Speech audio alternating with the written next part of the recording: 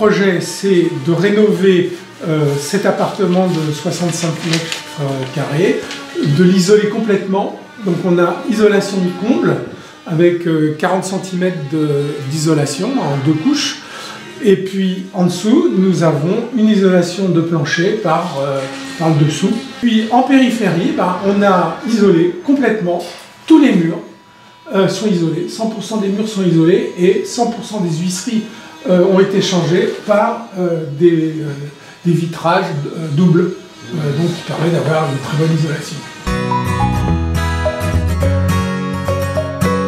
Ça a été important. On a choisi d'investir et on a été bien accompagné par l'ANA, DHHT et voilà.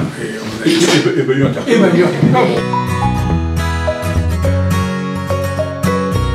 Dans une première phase, il y avait potentiellement une location meublée, alors, qui était justement pas en adéquation avec les aides qu'on pouvait avoir. Exactement. Donc j'ai préféré opter pour une location plus standard, sans meubler. Et bon, les conditions qui me sont offertes, compte tenu, alors il faut être honnête, mon loyer est plafonné, mais compte tenu d'un avantage fiscal qui est accordé pour ce genre de logement, on arrive, je dirais, à un loyer qui est relativement proche du loyer, du marché. Exactement.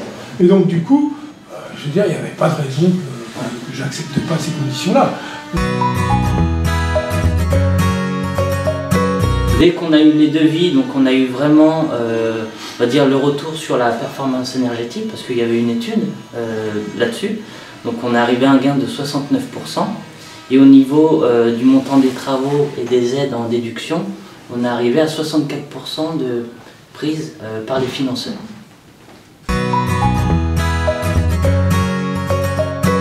C'est le but de cette politique-là au niveau de l'intercommunalité, c'est justement de remettre sur le marché du locatif c'est vraiment le cas d'école et c'est vraiment un excellent exemple pédagogique pour l'ensemble des autres habitants et propriétaires de Bayeux pour continuer dans ce sens-là, parce que c'est vrai qu'il y a tout un tas d'appartements comme ça ou de locaux qui sont dans un état, on l'a vu aux différentes diagnostics qu'on a fait là sur l'intercommunalité, notamment sur la ville de Bayeux et dans le centre-ville de Bayeux, avec l'OPH et rue, là donc on espère que ça va prendre, comme on dit.